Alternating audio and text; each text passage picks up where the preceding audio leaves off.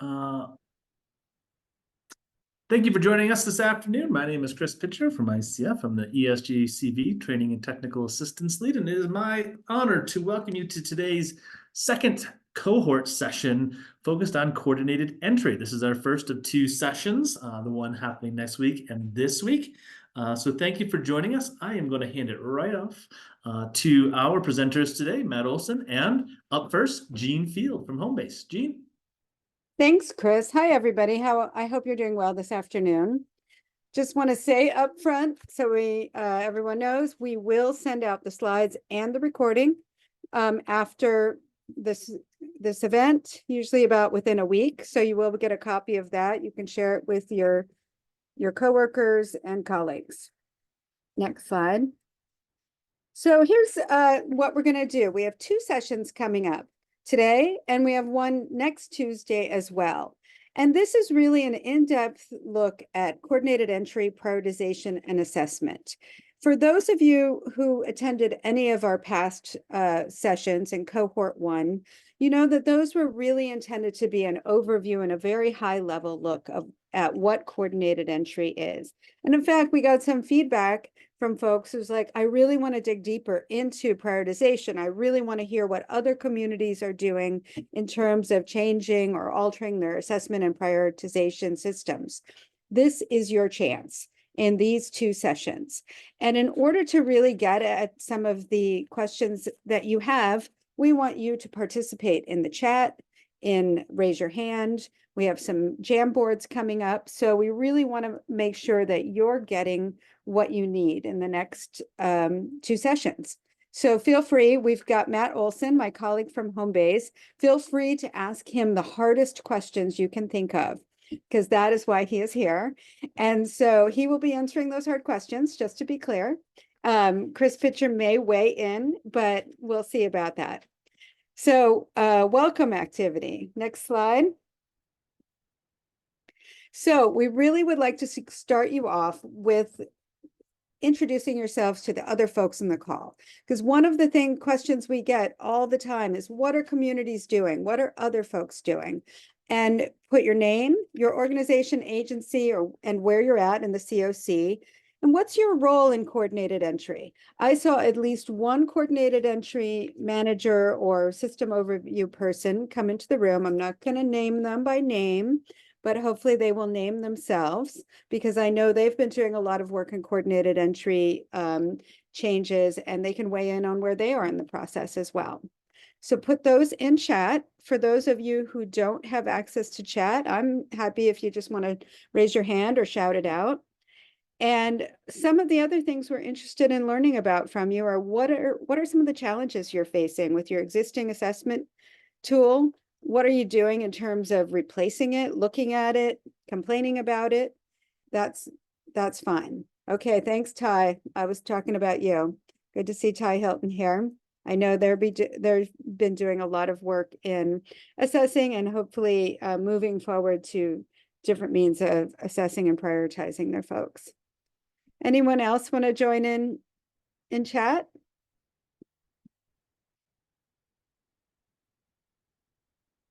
Great. Hi, Megan. Welcome.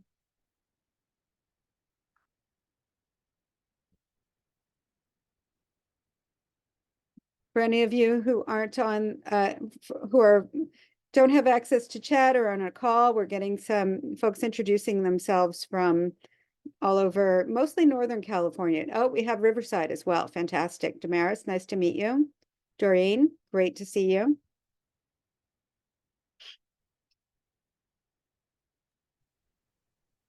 And while folks introduce themselves in the chat, I've put a link to a Jamboard screen in the chat.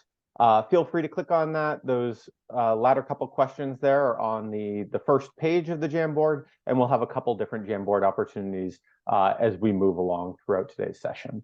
So again, those two questions down at the bottom are the subject of the first slide or page of the Jamboard link that I put in the chat. If you want to access that and begin filling out some sticky notes while folks introduce themselves in the chat, that'd be awesome. Great. Thank you, everyone, for introducing yourselves. And I've seen some more familiar names Feel free to also put some of the, start thinking about those challenges and putting them here or in the Jamboard. Okay, next slide, please. Keep on coming with the introductions. I'm just going to keep moving through. So today's agenda is really simple. We're doing the introduction and overview as we speak. We're going to be talking about planning. What do you do to get this process of evaluating and changing your system started? Well, like anything, it takes planning, and we have some specific suggestions, and hopefully you'll be reaching out to each other to find out what has worked in other communities as well. We're going to be talking about how do you design a prioritization system? And that is, we have some initial steps to take and also just some insights into what other folks have done. We're going to have Jamboards, as Matt mentioned, at those steps, and we're going to then hopefully open it up for those hard questions that I was hoping you would stump Matt with. So that's why I showed up today, just so you know. And then we'll talk about next steps, and we want to hear from you what you want to do more of next week. Great. Ty had a question, how do I make a new sticky note in Jamboard? And I believe you just, and if it's functioning correctly, you just put the pointer on the sticky note and click it and move it over. Yeah. Yep. It's on the left-hand side. There should be a sticky note symbol about halfway through that menu of options. Do we want to pull down the slide and have Chris share, and maybe he can point out where it is, or we can point it out once he shares? Looks like it's view only. I'm actually not seeing it. It looks like it's in view only right now. So we need to have someone change that to edit, and I cannot do that myself. So once we do that, I will be more than happy to show folks how to do it. Great. Thanks for flagging that early, everyone. I can do that right now. Revised link coming in.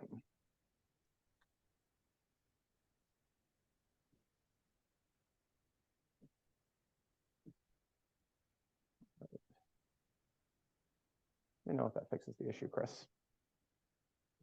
It does. I think folks can get in there now to the Jamboard, and I see the sticky notes and everything you need to see along the left. Great. So glad you called that out right now. All right. So we've got that all set. Matt, I'm handing it over to you. Great. Thanks, Jean. Welcome, everyone. Like Jean said, my name is Matt Olson. I work for an organization called Homebase based in the Bay Area. We're here to talk today about prioritization and assessment in some level of detail. But before we even got to the detail about how to go about replacing your prioritization scheme, how to think about replacing your assessment tool in your coordinated entry system, we wanted to take a step back and establish some kind of core definitions and basics so that we can all track and be involved in the same conversation. So beginning right up front, we've talked that the focus of today's session and next week's session is on prioritization and assessment, today being more focused on the former, next week being more focused on assessment. But what exactly are we referring to when we refer to prioritization and assessment within the context of coordinated entry? And what we're referring to is two separate things. One is that prioritization is the process through which resources are allocated to people who are experiencing homelessness in accordance with their level of need or vulnerability. So prioritization is how you go about sorting through the people who are experiencing homelessness in your community and determining who to prioritize assistance for based on their level of need and vulnerability. It's important because our resources within our systems of care are unfortunately extremely limited. We're only able to provide services and resources to a fraction of the population that needs those housing and services. And our prioritization schemes within our coordinated entry systems are the way that we determine who will receive the limited resources that we have available. So that's on the one hand, prioritization. On the other hand is assessment. And what assessment refers to in coordinated entry is really just the process that you go through in order to collect the information that you need in order to implement your prioritization scheme. So you'll hear assessment referred to in a couple different ways, but when we're talking about assessment within coordinated entry, we're talking about collecting that information you need in order to conduct prioritization. You may also hear about housing assessment, things of collecting information to develop a housing or service plan, other forms of assessment that you may do, but within coordinated entry, what we're talking about is collecting the information necessary for prioritization. So the way that assessment works in most communities functions as a range of different options depending on the data that is available to you. Stretching on the one hand from self-reported information that looks like the VI SPDAT, which has been kind of the most common form of coordinated entry assessment over the past decade or so, to more complex uses of administrative data in which people experiencing homelessness aren't directly asked questions, but the assessment relies on pre-existing data that you may have collected at other points in time or other systems of care may have collected. The route that you choose to go with assessment really depends on some of the unique features of your community, but in most communities, assessment will end up being a self-reported tool that functions somewhat, but may look somewhat similarly, but may look different to the VI SPDAT. So that's prioritization and assessment. As part of that, I mentioned that prioritization is designed to identify the people with the highest level of vulnerability and need and prioritize them for the limited resources that we have available. Of course, that begs the question of what exactly we're referring to when we say vulnerability and need. So a couple more definitions before we start diving into kind of the detail that comes in around all this stuff. So what is vulnerability and need within the context of homeless response? At its core, these two concepts, which you hear kind of referred to and glossed over all the time in relation to coordinated entry, mean two different things. So vulnerability refers to those people who are most likely to experience the most adverse consequences as a result of their continued experience of homelessness. So the most vulnerable people are the people who are most likely to suffer the most severe consequences if they continue to experience homelessness, up to and including serious physical harm and even death on the street, at kind of the highest vulnerability end of the spectrum. Need, on the other hand, is something a little bit different. So when we're referring to need and high levels of need, what we're referring to are people who are least likely to be able to exit homelessness on their own without assistance. So if someone has a high level of need, it means that they need assistance and resources and housing and services more than a similarly situated person in order to exit homelessness and enter into housing. Those are the folks at the highest level of need. So at the end of the day, what you're trying to do with prioritization and assessment is come up with a standardized method of identifying those people who are both most likely to experience the most adverse consequences as a result of their homelessness and are least likely to be able to exit their homelessness without assistance, collect information about them, and match them with the available resources, the available housing, and the available services that are able to help them exit homelessness. And that's really, in a nutshell, what we're talking about with prioritization and assessment. Of course, there are a lot of complexities and details that go into implementing that in practice. But if I had to give kind of a one-paragraph summary of what you're trying to accomplish with prioritization and assessment, it's that. A pretty simple way of thinking about this, and I've kind of talked over in some level of detail about how coordinated entry exists in order to identify the limited subset of people experiencing homelessness who will actually be able to benefit from our extremely limited resources. And that's that coordinated entry is, in its essence, a form of triage. It is a recognition that there are high levels of need within the community and that there are limited resources, and that the only way to allocate those limited resources fairly and effectively in order to reduce and end homelessness is to implement something that looks like coordinated entry, that funnels those limited resources to the people with the highest levels of vulnerability and need, so that we can make the biggest dent in homelessness that we can with the limited resources that we each have available in our communities. Coordinated entry stems from a federal HUD requirement. There are good reasons to implement it regardless that we'll talk about. But at the end of the day, the reason coordinated entry got off the ground and continues to exist is that it is a requirement of HUD funding that communities implement coordinated entry systems. That being said, what HUD prescribes regarding coordinated entry is fairly limited. They do not prescribe any set definition of vulnerability and need. They don't prescribe any set assessment tool. They allow communities to fill in the details that are relevant and most well suited to the individual community.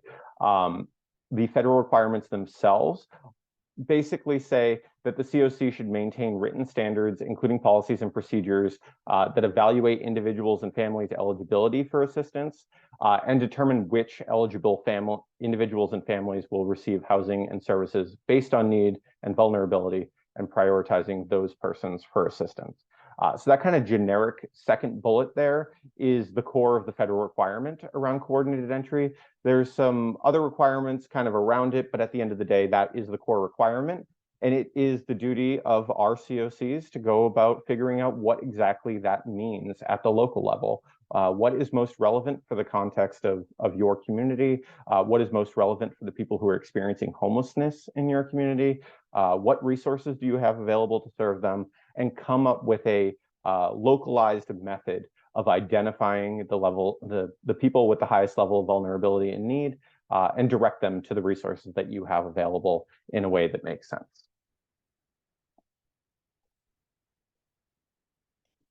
Does anyone have any, before I go on to this next slide, where we kind of dive into beginning the process of thinking about replacing your assessment tool or your prioritization scheme, I do want to pause here and see if there are any questions about kind of the high level background of prioritization and assessment, what it is, where it comes from, why we do it, how to think about it within the context of making a change. I want to pause here and see if there are any questions before we move on to talking about the details of what the process looks like of filling in these details, because there are a bunch. Are there any questions about kind of the definitions that we've offered so far? All right. I'm not sure if either one of us has actually said this explicitly, but we don't have a huge group today. If you have a question and something that either myself or Jean is saying about it, feel free to just come off mute, interrupt us. Neither one of us will be offended. It'll make for a better conversation. We want to make sure that you all get the information that you need and that we explain things in a way that makes sense. So if anything we're saying is just not connecting, let us know, and we're happy to go back and readdress it and talk about it in some more detail.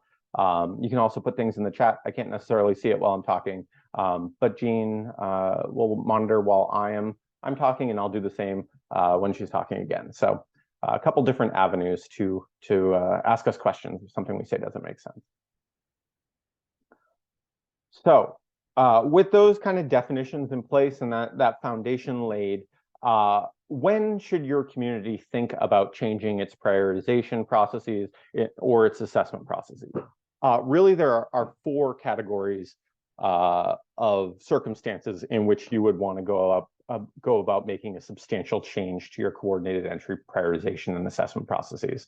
And those four are on the screen in front of you. The first circumstance is if you have a significant influx of resources, that is a good opportunity to revisit your prioritization and assessment. Like I talked about earlier, at the end of the day, prioritization and assessment is basically a form of triage. If the amount of resources that you have changes significantly, the type of triage that you need to do will change with it as well.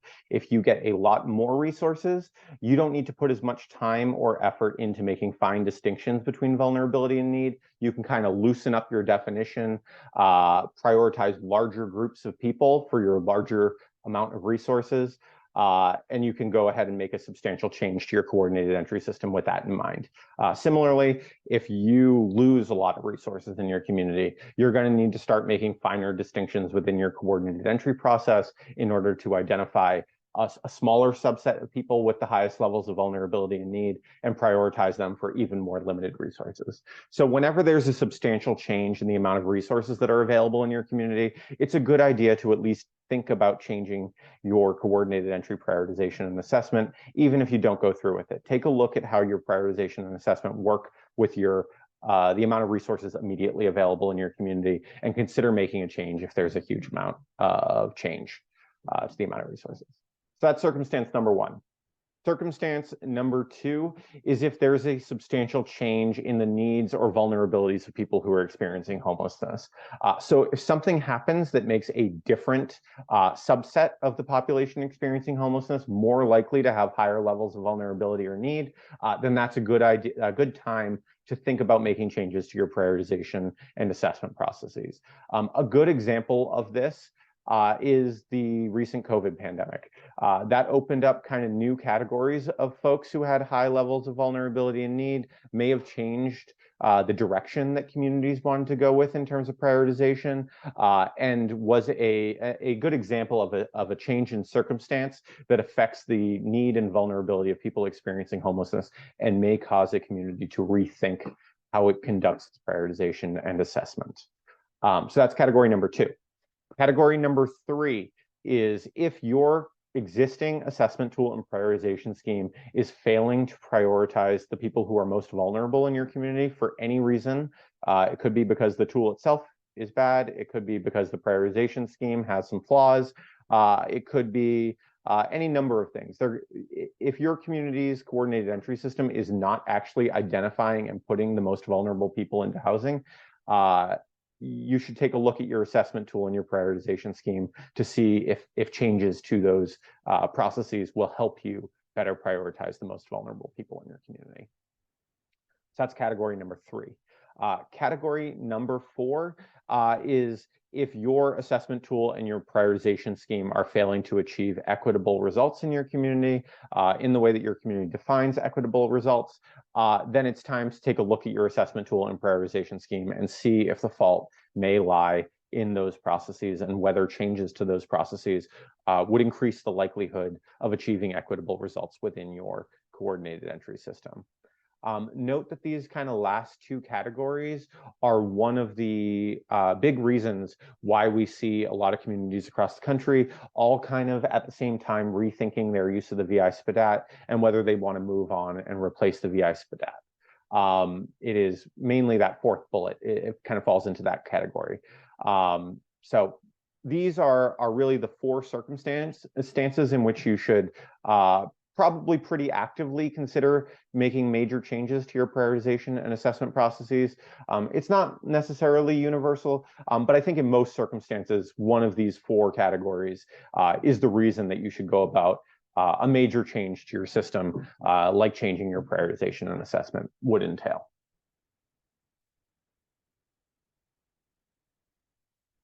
So I just kind of mentioned this, so that was a great segue into our next slide. Which is what is kind of the challenge that communities across the country are facing right now. The VI SPDAT has been kind of the most commonly adopted assessment tool across the country. It's been adopted in communities large and small, from coast to coast, and all at once.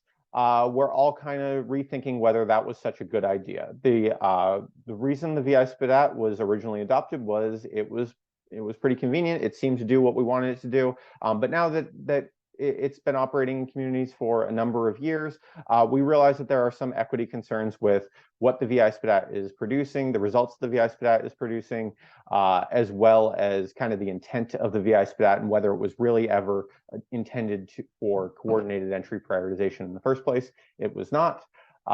And communities are all kind of thinking about what to do about the VI SPDAT and what to do about their next assessment tool. Unfortunately, there's no one-size-fits-all tool that's available for every community to adopt off the shelf. That was the misconception that the VI SPDAT is one of the reasons why it was adopted so widely.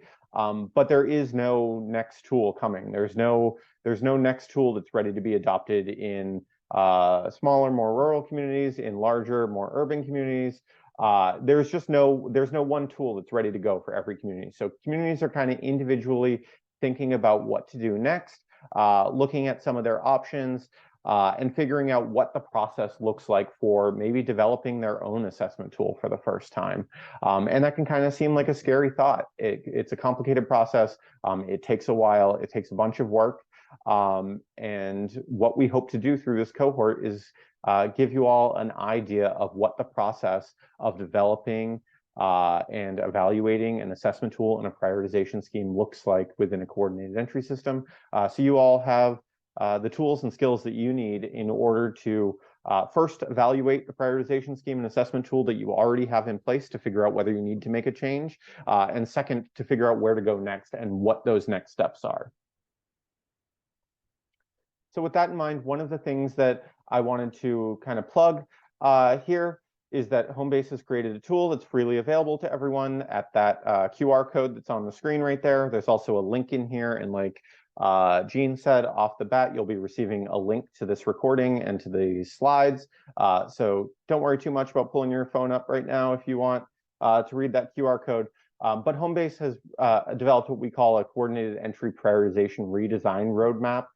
It's really just a planning tool to help your community work through the process of evaluating your prioritization scheme and your assessment tool, and going through the steps of replacing that with a locally developed tool. It's kind of a screenshot of it on the bottom left. I think it's really helpful. The one thing that I will note about this is that kind of the structure of this tool aligns nicely with the structure of this cohort, completely coincidentally.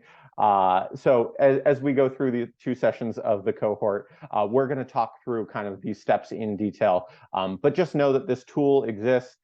It's freely available to all of you to use, to pick up, to not use, however you see fit. But it is there, and I think it's a really helpful way of thinking about how to work through the process of redesigning your coordinated entry prioritization and assessment processes. And we're going to talk about that process in a lot of detail starting, I think, on the next slide. But just know that it aligns nicely with this tool, and that tool is available to you outside of this session. So the development process that we'll walk through over the rest of today and also our session next week follows basically 5 process steps for developing a new coordinated entry assessment tool. These 5 steps, like I said, will structure our conversation in this cohort. Jean and I are going to talk to you today about those first 2 steps, planning and prioritization design. After that, there are 3 more steps. Those will be the focus of the session next week, next Tuesday at the same time, where we'll talk about assessment drafting, implementation, and continuous quality improvement. I think the one thing to note here, I don't want to preview too much of what's in each of these steps because that is going to be the rest of our content over the course of today and next week. But the one thing to note here is that this is presented as kind of a smooth timeline with a start and an end point. It doesn't actually work like that in real life. This is more of kind of a circular process, for better or worse. Once you get to the end, your things are not done. The tool that you develop, the prioritization scheme that you develop, for the reasons that we've already talked about, will likely not be static over a long period of time. You always need to be doing that kind of evaluation and quality improvement, which will lead you right back into that first step of planning a potential replacement down the line. So I think it is helpful to think about coordinated entry, redesign, implementation, and evaluation as a life cycle that continues on into the future. So first step, you plan. Second step, you do some design. Then you move on to implementation. Then you evaluate what you implemented. If it's not going the way you expected it to go, that's totally okay. That's to be expected, and you start back with planning. But with that, I think we want to turn now to begin talking about that first phase of coordinated entry prioritization and assessment redesign, which is planning. So Jean, I believe I turn it back over to you here. Yeah, great. Thanks, Matt. Does anybody have any questions at this point? I didn't see anything in chat. I did see some folks have been entering things in the Jamboard for a little bit later, which we appreciate. Happy to have anybody shout out, as Matt said.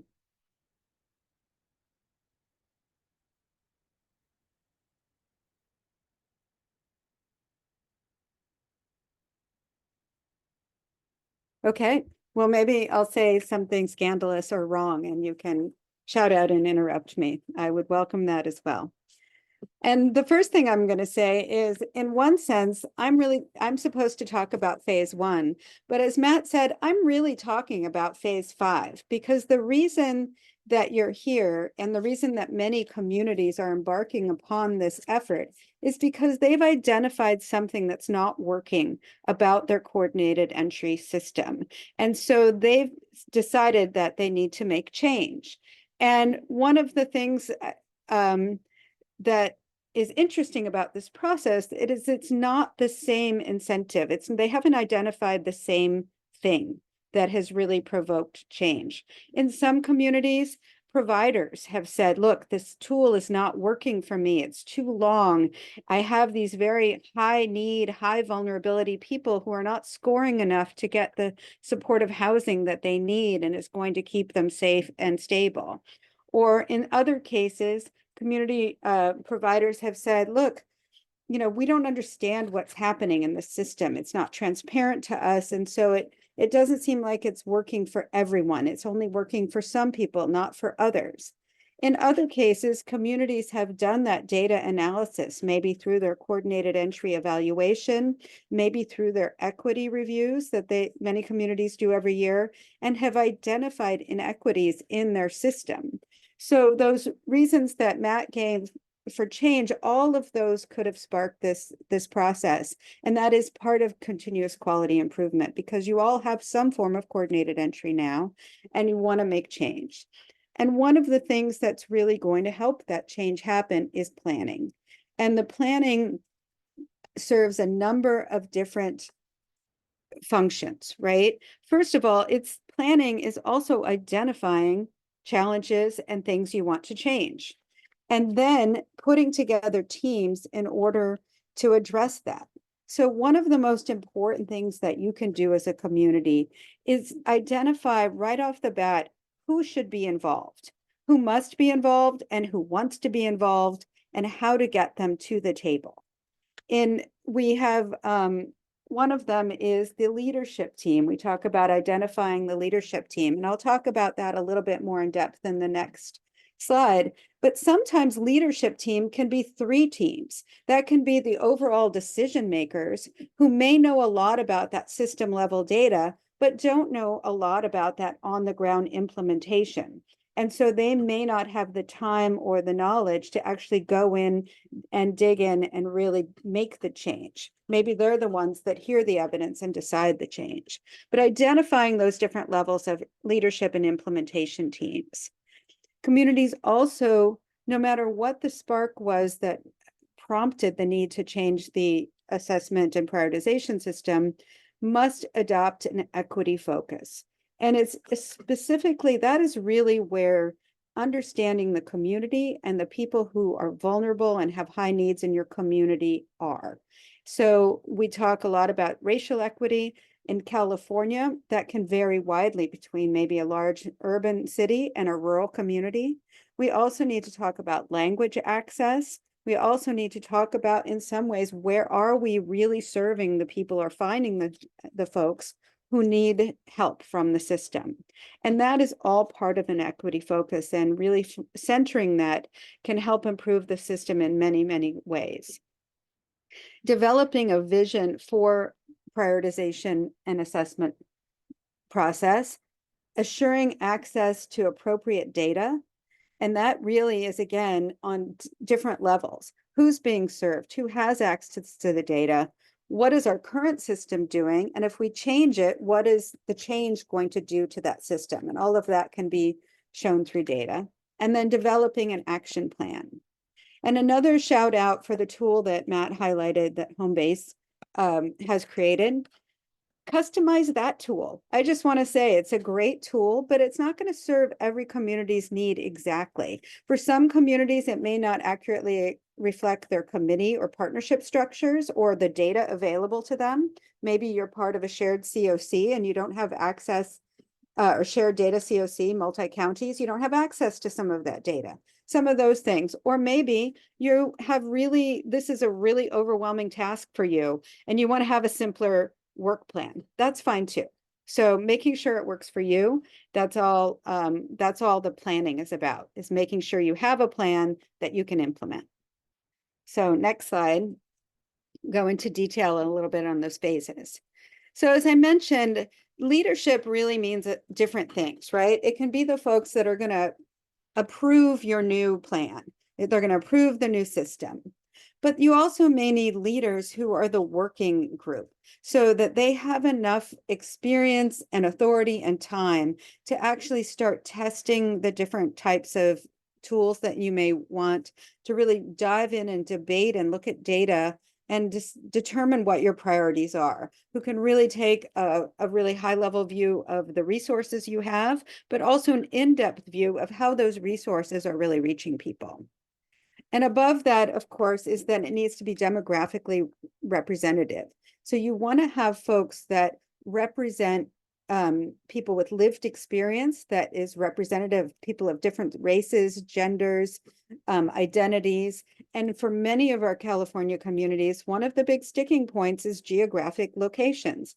I see a number of communities represented that have very widely dispersed or separated communities, maybe one semi-urban or county seat, and then different small towns that are very inaccessible to people without transportation or means. So making sure that there's representation across all of those. I also think it's really important. So it's not just lived experience, but advocacy groups should be brought to the table. I can think of some communities where the system was really not reaching people who are monolingual Spanish speakers, and the system wanted to reach them, but really didn't understand how. And so inviting those leaders to the table, places where people who couldn't speak English were showing up and being represented, and it really helped be more inclusive to their system and provide more in-reach. And also you want to be very systematically representative. So you want to have representation from the full gamut of the system. So from outreach workers, people who are on the streets living without shelter, outreach workers who are serving them, drop-in services, shelter, supportive housing providers, victim services, reentry services. Ideally, you'll be working with the jail system as well and other law enforcement entities. Healthcare and behavioral health partners, long-term services and support partners, all of those, to make sure that you're really adequately understanding and creating a tool that fits their needs and abilities. We know that a 2-hour assessment is not necessary, nor is it feasible, right? But is a 20-minute assessment necessary and feasible? Those are some of the questions that you can answer. You can, through wide representation. Are housing providers getting the right folks? Those are some of the questions that they can raise and the concerns that they have. So listening to all of those from the leadership level as well. So next slide. Equity. Again, leading with equity means that leadership has participation of people with lived experience and advocates for people who don't have a sufficient voice in the community, who aren't being adequately served by the housing and supportive services resources. So that does not mean a focus group or just one meeting. It means representation within decision-making entities, as well as a lot of input on various phases of the planning process. And again, we keep coming back to something that we're maybe dancing around a little bit. Need data to understand who is being served and not being served, and need to kind of look at that data with an eye to answering that question. So if that is something that is not happening with regularity or transparency in your community, now is the time to start doing that. Next slide. So leadership and vision are essential to successful systems change. We need leadership and vision to say, okay, our community is committed to this effort. We're going to allow our staff members to spend time on to do this, and we are going to create change. And more interestingly, it is what would a perfect system look like in your community? I think most of us, I hope, have done an exercise, and it's a great exercise to do, where you walk through the system from the view of somebody you're trying to serve. And so you, in the eye of that person, you go to the different places, you take the assessments, you walk through the system and see those bottleneck and roadmaps. Well, what would it look like if it was a really system that was truly serving folks who were going through that system and also maximizing the resources that you have. That is going to look different from in every community. And that could be, how, say, the assessment tool is delivered. Is it going to be everyone goes to a certain spot, or most people go to a certain spot? Is it going to be something where outreach workers all are trained to do the assessment? So, really looking at what the community needs, the resources they have, and how they can best deliver those resources. Next slide. And again, data. This should drive decision-making. And I'm going to say, I am not a data nerd by any means. When somebody presents me a lot of data that doesn't make sense, I tune out. But when somebody provides me with data where we can really look and answer specific questions, that's when data becomes useful. So making sure that if you're one of the data nerds in your community, and I hope you are, but making sure that you're really sharing the things that answer the questions, raise the questions, and then answer them for the community. And those are things like, who are we serving? That's a baseline, right? Who are the people we're serving, and how are we serving them? I think most of us are familiar with some studies that showed that people in certain cities who are Black or African American were routinely being assessed at a lower level. So they were only eligible for rapid rehousing or for no housing, whereas similar situated people of white ancestry were being prioritized for permanent supportive housing. What was it about the assessment tool that was making that happen? Digging in and finding some of those disparities and finding out why. Also looking at any kind of cultural barriers that might drive some racial disparities and ethnic disparities, right? Then also understanding what's your clients need. Many times I've gone into the communities, it's like, okay, we're doing a by name list at, say, at an encampment. How many of those folks have been assessed for permanent supportive housing versus rapid rehousing? And I cannot tell you the number of times I have been told we don't know. That's a pretty easy thing to get from an assessment list, but it really tells you how many resources and what kind of resources would be best for the folks in that particular area. So asking some of those very resource-focused questions is really important too, because then you can go back to the folks in the community and say, we need X number of rental units for rapid housing. We need X number of subsidies for permanent supportive housing. And then also performance and outcomes to understand which interventions are working with your clients and with your communities. It's very difficult. We know in California communities, there's a shortage of units. So to say that you have during the COVID crisis, we got a lot of rapid rehousing subsidies through our ESG-CV. Many communities struggle to find places to use those subsidies because there were just not there were not units. And they changed their practices to really maximize those interventions and to figure out ways to use those subsidies in a stronger and more economical way, not economical, but effective way. That's what I was looking for. And also using data to understand what resources are there to serve clients, right? Next slide. And then the action plan. Coming up with an action plan, like to implement this planning, is really important. And I think that's where the tool that Matt showed is really helpful, because it can really just outline a work plan that seems much more doable when you break it down into steps. You need to have a communications plan. You need to understand who is going to be your champion at various points in the community, who can make sure this work gets done. And then creating a list of things that you need in order to get it done. One example would be, what's the data that we need to understand what our system's doing now and understand what we need to test out new assessment tools.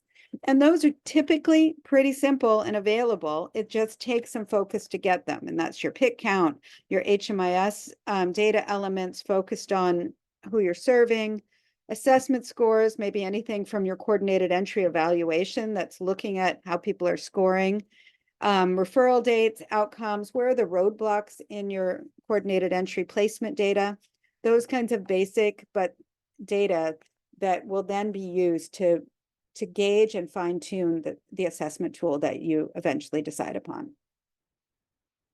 I think that's my last slide. I'm going to hand it to Matt. Oh, I'm in charge of the Jamboard. Uh-oh.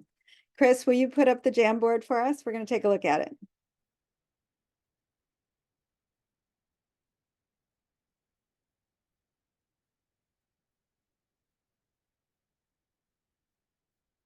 Okay. So thank you again for those who entered. So what's the biggest challenge with their assessment tool?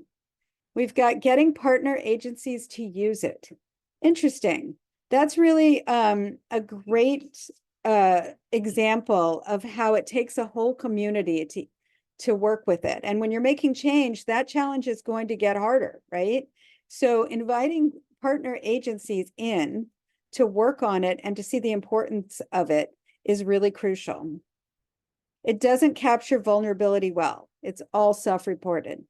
Right, as Matt, and ×2. Oh, somebody figured out how to use the marker. Awesome. As Matt said at the top, there are some systems that some systems that will use available data, meaning data from other systems of care, but you have to have that data available and it has to be universal. So if you have medical data, law enforcement data, some of those kinds of data sources can be used. But in the end, there is always going to be some element of self-reporting in most systems. And so talking about how to train assessors, what kind of information that they need, what kind of ongoing training and self-evaluation for the assessors so that you can be able to get that information without re-traumatizing people, but allowing them to share accurate information with the assessors is really an ongoing challenge. And that also can inform your choice of assessment tool. If you have a 20-question assessment tool that has a lot of, frankly, invasive and re-traumatizing questions that folks aren't likely to give honest answers to somebody that they've never met, that's something that you need to think about in terms of how you're gathering information about vulnerability and need. Inconsistent administration between assessors, right? Especially those who know the client. So that's the opposite. That's the mirror image of the issue, right? So sometimes if you know the client too well, they may have an advantage over folks who don't have that ongoing relationship with case managers. Missing data not utilized at its full capacity. Oh, thanks, Matt. Missing data not utilized at its full capacity, agencies. Does anybody want to elaborate on that?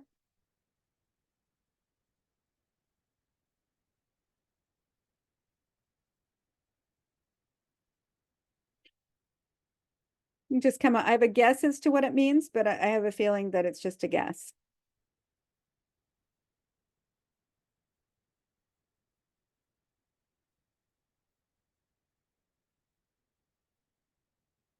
I'm going to guess that basically there's information about clients that agencies aren't able to use because sometimes it's missing or it's inconsistently put into HMIS or other data capacity storage.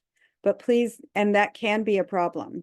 And it is specifically, I have heard that problem expressed by housing providers who feel like they want to make a good match with people who are coming in, but maybe they're missing some key information about what would be an appropriate placement, residence, maybe it's in regards to the amount of supportive services they need. Missing areas of vulnerability, especially around health needs, very apparent during pandemic, right? And that's one of those where self-reporting is really difficult for some folks, but they may not know, how to describe some of the vulnerability information they have, or they may not have contacts with the medical system, right? So during the pandemic, we had a lot of folks who were vulnerable, but weren't able to show that, or people didn't know. Inherent biases in the system. And that's why we need to change the system, right? Because they are inherent biases. And I've seen some systems of care really dig deeply into that in terms of trying to account for the fact that certain people have been discriminated against by landlords, by other systems of care, and how to account for that in their assessment of need, for example. And again, participants self-report. Matt, anything you want to talk about, or are you going to talk about that later in terms of the challenges with self-reported data? We'll talk about it a little bit. I think, I think we'll touch on a number of these both today and next week. I know, I don't think you've gotten there yet, but that far right one, prioritizing equity without running afoul of fair housing laws, it's over there on the right-hand side. Yeah. That's definitely something that we're going to address in the next section. But yeah, I think that there's, the goal of your coordinated entry prioritization and assessment should be in part to reduce the burden both on your staff within the system and on the people experiencing homelessness themselves. So, that comes into play in a number of different ways. So you don't want people repeating assessments. You don't want them being asked the same questions over and over again. But where it's possible, if you have the data and you have access to it from somewhere else, self-reporting is both potentially traumatizing, it's redundant. If you can get the data from somewhere else and it's reliable from somewhere else, then you should do that. The problem is that it's not always possible, and it's not always possible to do it uniformly. It's not always possible to do it in a standardized manner, and it's not always possible to do it in a way that collects the information reliably about everyone who's experiencing homelessness in your system. So while I think, in a perfect world, a lot of assessment and prioritization would be done based on administrative data, I think in real life, it's very rare for a reason, despite being the way that's most convenient both for staff and for the people who we're trying to serve. A number of my communities have experimented with kind of case manager appeals to an assessment score. So where they have documentary evidence, meaning medical evidence of, say, inpatient stays, things like that, they could then go to the coordinated entry case conferencing system and say, hey, this person is presenting as less vulnerable than they truly are, things like that. So there are, I think, system level tools that you can use or experiment with at least. Yeah, I think that's certainly an option. I think the challenge there gets to be kind of the original challenge that coordinated entry was designed to solve, which is that the people who are best connected to the system of care already, who have a case manager who can advocate on their behalf, regardless of how, what direction they're trying to go in, but has someone who cares about them and is interested in correcting information, have an advantage within the system that doesn't necessarily correlate to their vulnerability or need, and may actually do the opposite. It may correlate to people with lower levels of vulnerability and need. So I think that that's kind of the challenge there, and a reason to be potentially wary of that approach.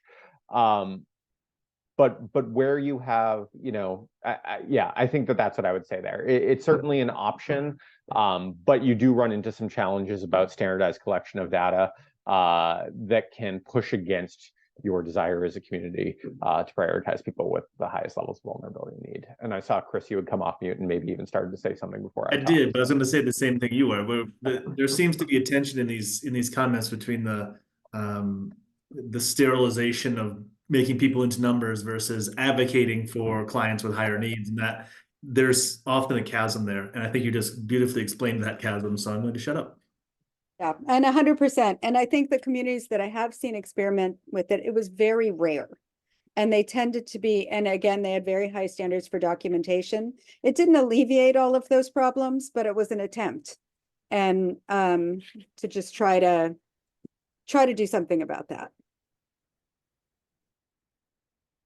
I think one of the things that I would say, is that it's important to make it clear to the people who are being assessed, who are experiencing homelessness, kind of the purpose and the importance of the assessment process, and the importance and the purpose of collecting accurate information to the best of our ability. We know that the information won't always be 100% perfect.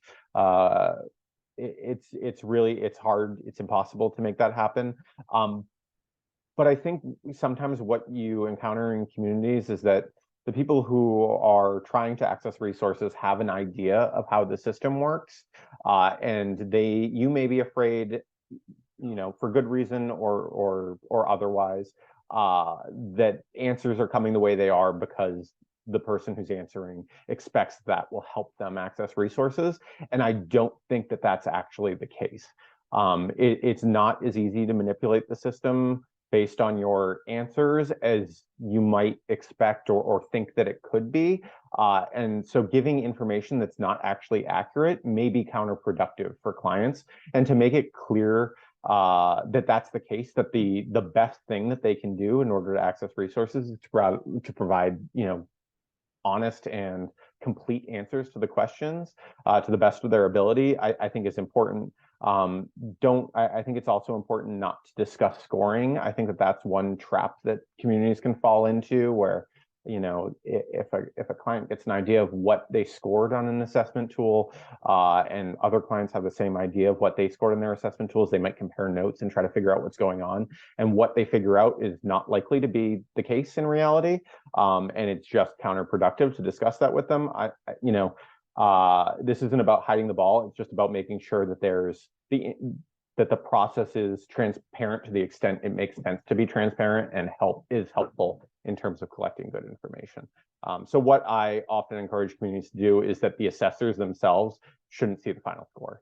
I think that kind of precludes some of the challenges that extend to it. If even the assessor doesn't know exactly what the result of the assessment is, I think that that's helpful. And that's just one example. I don't know if Jean or Chris have other ideas of ways that you can approach that. But I think the important thing for everyone is to emphasize that good data will lead to good results, and that attempts to manipulate data or change data to reach a certain outcome are, on an individual level, are not likely to produce the results that they want to produce, and maybe counterproductive.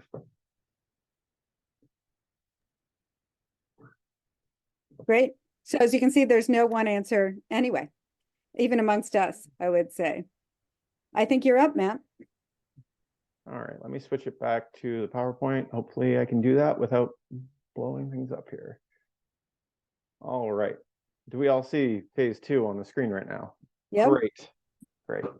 All right, so that covers our planning phase. The only thing to plug before I move on is I put it in the chat, but each of these kind of sections today are associated with their own Jamboard, what they're called, slides, screens, whatever.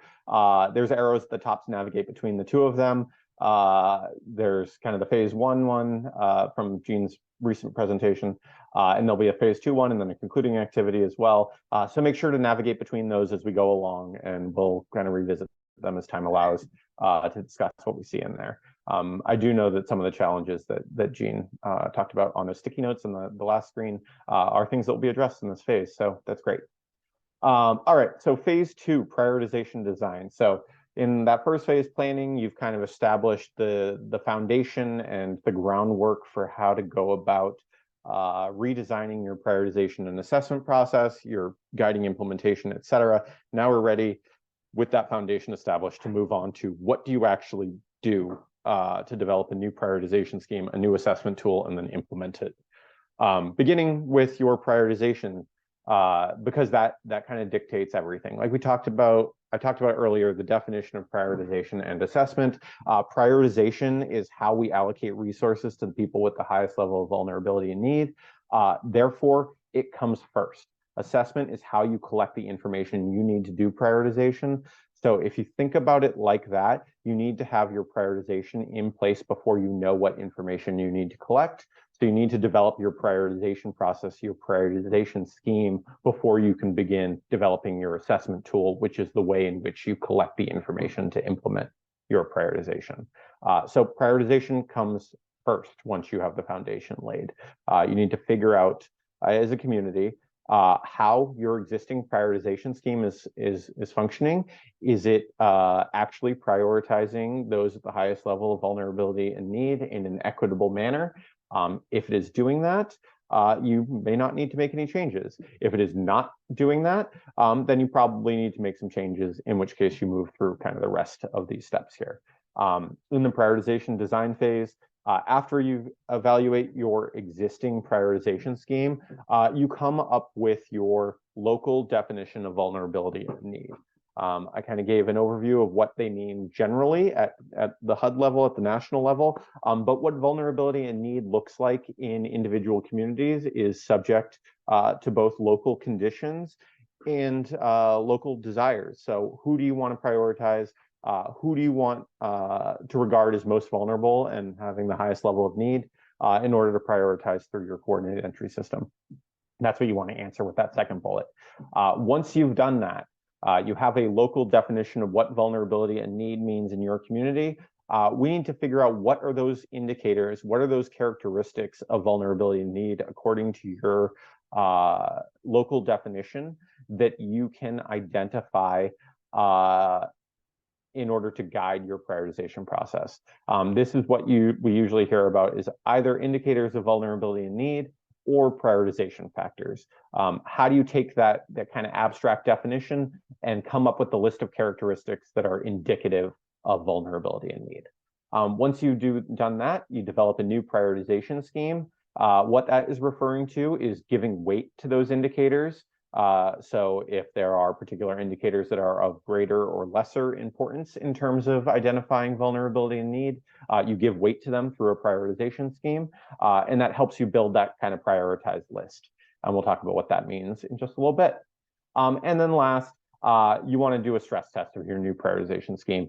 Is it functioning, or does it appear to be functioning in the way that you intended? Does it appear to be prioritizing those at the highest level of vulnerability and need before you go on to collecting the information you need to do that? So that is kind of an overview of what phase 2 looks like. We're going to walk through each of those steps in some level of detail over the next kind of half hour. So your existing prioritization scheme, I talked a little bit about this already. Kind of the first step here, there's a lot of first steps. Kind of the first step in this phase here is to figure out how well your existing prioritization scheme is doing. Is your existing prioritization scheme properly prioritizing those at the highest levels of vulnerability and need?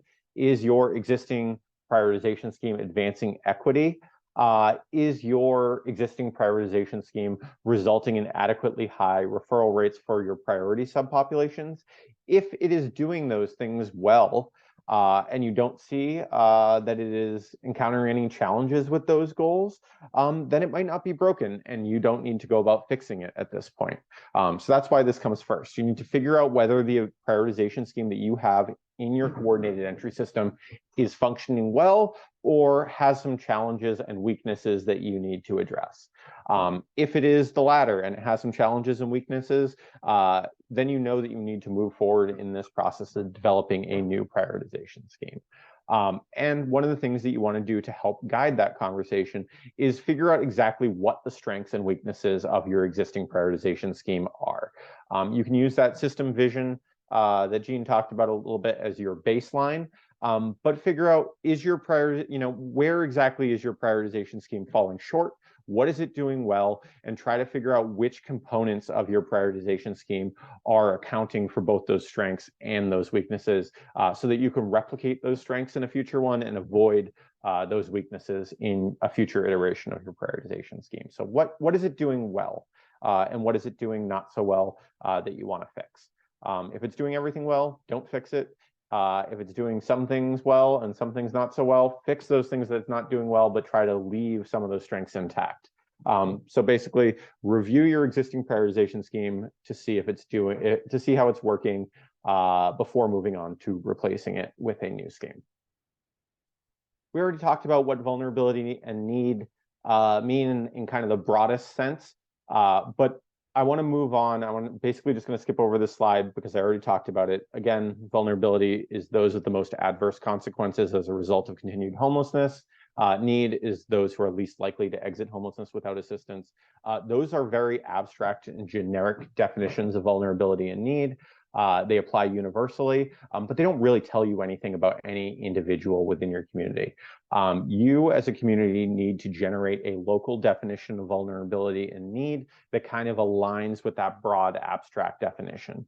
So within your community, you want to develop a list of the adverse outcomes that are most relevant in your community and then prioritize among them. So do you want to prioritize vulnerability and need in the sense of avoiding vulnerability to death on the streets? Do you want to prioritize people on the basis of use of emergency services in order to kind of alleviate some of the burden on various emergency services in your community? Are you trying to prevent physical harm? Are you trying to prevent mental health risk? Are you trying to reduce levels of incarceration? Are you trying to reduce the risk of continued homelessness? What are you trying to accomplish through your prioritization? I think the one thing that I really want to note here is these are all obviously pretty bleak adverse consequences. It is totally reasonable to read through that list and think, boy, it's missing some other adverse consequences that we're trying to avoid, but also, yeah, we're trying to avoid all of these. And that's fair. That is a goal. That's what we're trying to accomplish as a system.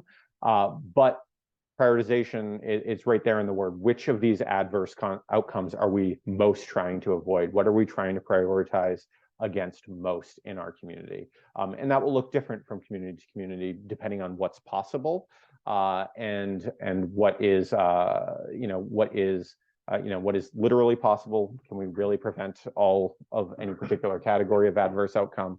And also what is desirable, which is the ones that we think are most important in our community to prevent. This is not an exhaustive list. That's just a starter list. So figure out what adverse outcomes you're trying to prioritize against in your community. Make sure that as you do that, you consider vulnerability resulting from past systemic harms and ongoing discrimination. So this is kind of where might be a potential blind spot or a potential gap in your approach to prioritization previously. Vulnerability resulting from past systemic harms and ongoing discrimination are part of building in a focus on equity into your prioritization scheme. I'm going to talk in a couple slides about ways that you can do that while still maintaining compliance with various fair housing laws and the spirit of those fair housing laws. So bear with me right there, but I do want to plug that vulnerability resulting from past systemic harms is something that you should consider as you begin coming up with your local definition of vulnerability and need. So once you have that shared local definition of vulnerability that you will be prioritizing to address, make sure that you incorporate feedback from your community at large. Again, this means getting feedback from the broadest possible range of relevant partners within the community, including people with lived experience, people who are experiencing homelessness, et cetera, to make sure that you have no gaps in your view as you go through. So come up with a shared local definition of vulnerability and test it against and make sure that you get feedback from as broad a subset of your community and system as possible. Once you have that definition, we need to begin coming up with what are those prioritization factors, what are the indicators of vulnerability and need that you can collect about an individual experiencing homelessness and figure out whether they are more likely, whether you need to prioritize them according to that definition of vulnerability and need. So what are the characteristics or experiences that lead to increased vulnerability as you have defined it in the community? The next couple slides talk about what those indicators look like and give some kind of definitions around them. So we'll explore that as we go along here. The one thing to note here is that you want to be sure, again, in keeping with your focus on equity and your focus on ensuring that the people with the highest level of vulnerability and need move through your system. You want to compare the populations of people who are assessed against the population of people who were referred through your coordinated entry system in order to identify whether the current scheme is prioritizing people in alignment with that local definition. So you've come up with a local definition, you've come up with local indicators, characteristics, experiences that align with that definition. Now, again, you've already looked at your existing prioritization scheme, but look back at it again using that definition to see what it does well and what it doesn't well so that you can incorporate it into your scheme. So then, like I said, the next couple slides focus on some characteristics, some characteristics of those prioritization factors that you should be thinking about as you go along. First and foremost, whatever prioritization factors that you develop that are indicative of vulnerability and need, as you've defined it, must be objective and subject to standardized assessment. So they can't be based on somebody's perception, on somebody's opinion. They have to be something that is objective, and you can determine in relation to every person experiencing homelessness in your community. Is it something that is objective? It's not the opinion of a case manager. It's not the opinion of someone else. It is an objective factor about that person that if you had on your entire population would tell you that one person A is more likely to be vulnerable and have higher levels of need than person B.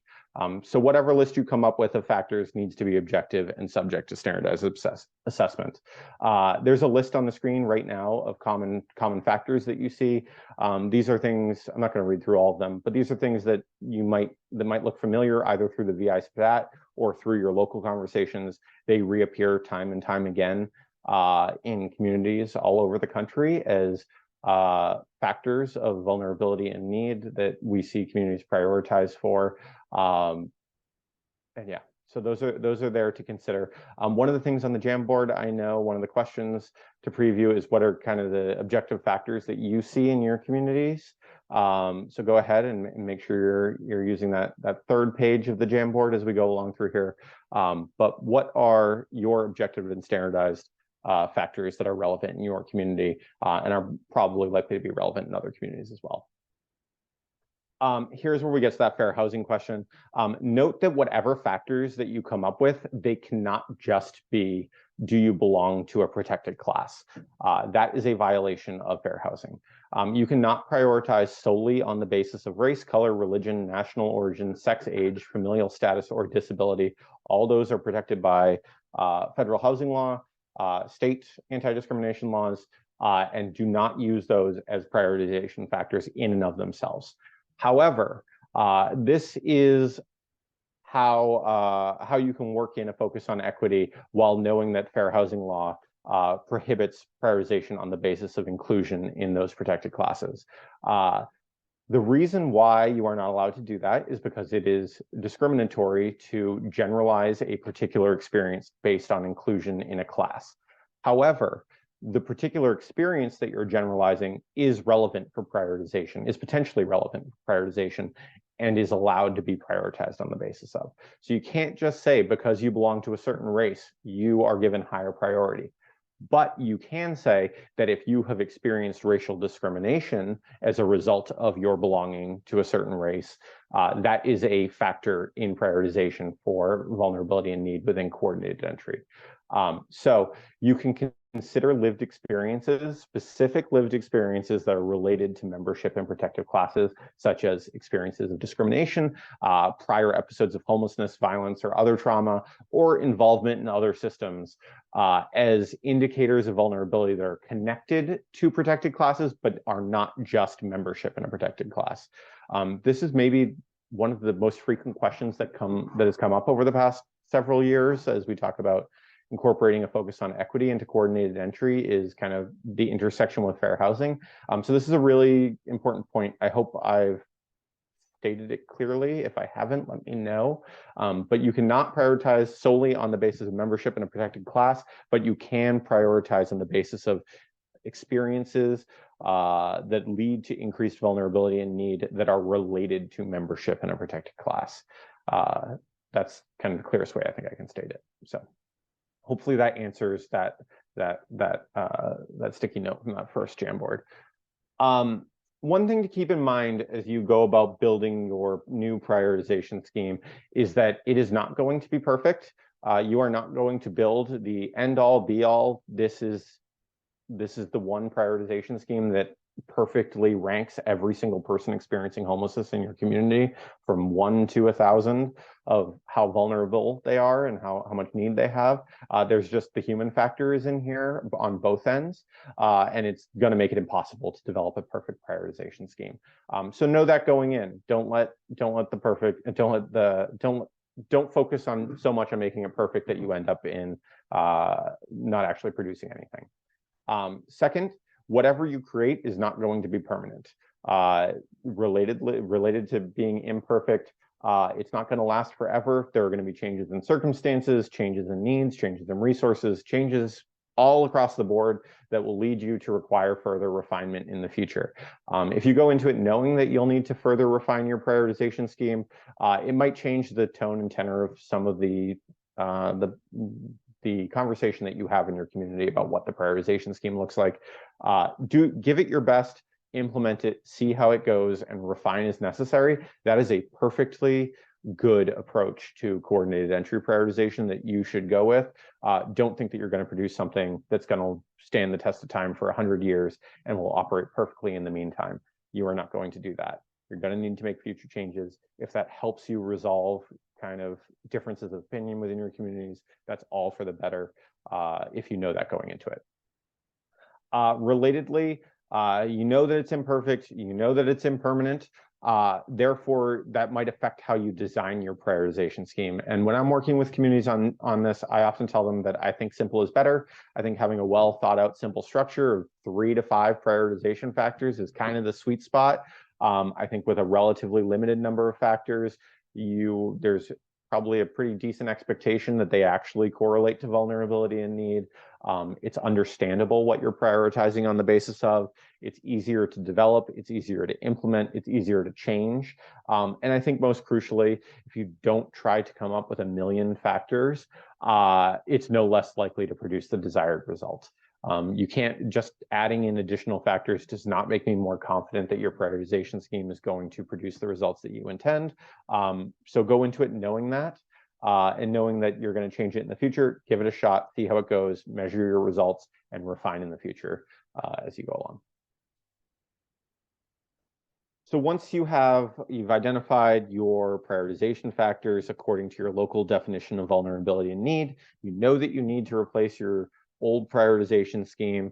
Now you need to identify kind of the weighting that you should give to each of those factors of vulnerability. So as a community, you need to consider which factors are more or less indicative of vulnerability and need, and should therefore be weighted either more heavily or less heavily. So think about this as how you apply points to this. Maybe you find one factor is particularly relevant to your local definition of vulnerability and need. So you might weight that more heavily. You might make it count twice as much as a factor that you find less heavily. Do that for each of your factors. And then consider which tiebreakers you need to consider. Because I'm encouraging you to go with a kind of a simple structure, you're going to know that there will not be like I said, you won't have a perfect list of 1,000 different people, all perfectly in order of their vulnerability and need. There may be some ties in there. Break those ties using an appropriate tiebreaker, which we'll discuss on the next slide, and know that we're doing our best here. So the tiebreakers that you should have should be sufficient and diverse as a group in order to actually make distinctions between what could be a fairly broad bucket of prioritized folks. So both these examples, by the way, are meant to be inclusive of all the sub-bullets. So it may be insufficient to distinguish between people based purely on unsheltered status and length of time homeless of 12 or more years. You may have a bunch of different people who both score the same on your assessment tool and meet both of those tiebreakers, and therefore it does not make for a good tiebreaker. The tiebreakers that you need to come up with need to be sufficient to distinguish between the group of people who are being prioritized for access to housing and services. That second list at the bottom might get you further. It is unlikely that somebody in your highest priority category is likely to be unsheltered, chronic, have a history of various victimizations, and have the exact same length of time homeless. It's the more focused you get as a group on your tiebreakers and making sure that they're able to distinguish between people who you otherwise regard as basically similar in terms of vulnerability and need, the better. I guess the one thing that I'll add here, just as kind of my personal thought, is that length of time homeless is a great tiebreaker. It's rare for people to have exactly the same length of time homeless, relatively rare anyway. It's data that you probably already have access to in your system and doesn't rely so much on self-reporting. So if you have, 10 people who are in your highest priority, and you know that through your prioritization scheme and your assessment tool, using length of time homeless, I think is a great way to distinguish between the two of them. So I'm just going to plug that one tiebreaker and leave it there. Once you have this new prioritization scheme developed, you want to be sure that it's, you've done your best as a group to consider how it will impact people experiencing homelessness. But you want to give it some level of testing to make sure it does what you expect it to do and there's no real surprises. So there's a couple different ways that you can approach this. These things, they'll require access to the information, so you may have to develop the assessment tool before you get to this point. But you should keep this in mind, that you need to test your prioritization scheme before you move on to full implementation. And there's a couple different ways to test it. One is basically testing it by using it, actually administer it at one or more of your assessment sites, and then see what it produces in terms of results in a pilot program for 3 to 6 months. See how it works. So basically use it in a small subset of your population and see if it does what you expect it to. That's one option. That's kind of the best option, but it takes a while. It's a lot of work. It may not be great for the people who are experiencing homelessness, so you may not want to choose that option. If you don't want to go that route, the kind of secondary recommendation here is to crosswalk it against what you already have based on your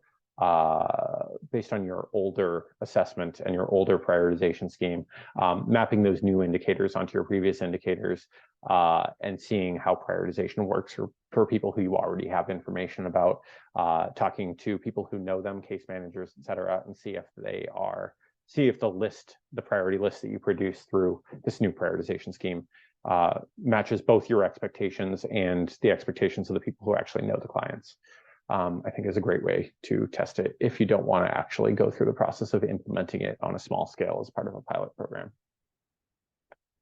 So I've been moving along a little rapidly at the end here because we are running out of time. We have a couple more activities on the Jamboard. We have a phase 2 activity. I'm not sure what's in there yet. I do want to visit the Jamboard, see if there's any highlights that we want to pull out before we go through our conclusion slides. So there's 2 activities here. Chris, do you mind pulling up the Jamboard and let's take a look what, if anything, is in there? Or let me know if somebody's already had a chance to take a look at it.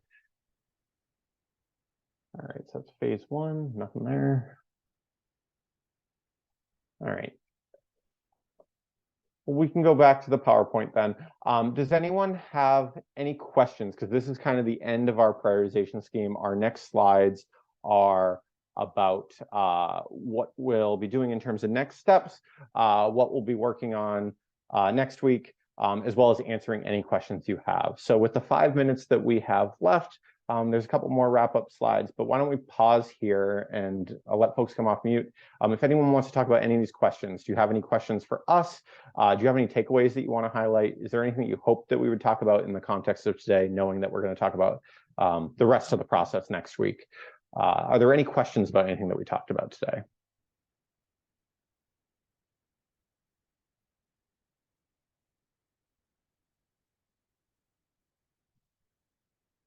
And just while you think about that, for reference, we'll be working through kind of those 3 final phases of prioritization and assessment next week, including assessment drafting, how do you go about building a new assessment tool, implementation, how do you make sure that all this stuff is implemented smoothly and replaces your old system the way that you want it to, and then how do you evaluate and improve the quality of your system as you wrap up this process. And that's at the same time next week. Any questions? Anything that I machine gunned my way through when I was talking, Gene, Chris, that you wanted to highlight? Otherwise, Gene and my contact information is on this last slide. You'll have access to the recording and the PowerPoint. Any concluding thoughts from my colleagues? I would just say we're really sincere in welcoming those challenging questions and want to make sure the next session really addresses some of those things that you want to talk about. So even if you didn't put them in today, feel free to email one of us and we'll work it in for next week.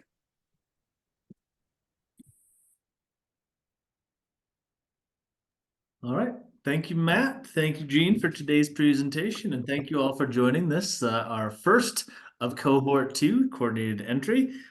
This is put on by California Housing Community Development, ESG-CV contract. When you exit, I believe a survey will pop up. If you put information in there, I promise I will get it to Gene and Matt, and we will talk about it next week. We are back at this next week, same time, same place. If you need anything, reach out to either Gene, Matt, or myself, and we look forward to seeing you there and then. Have a great rest of your day.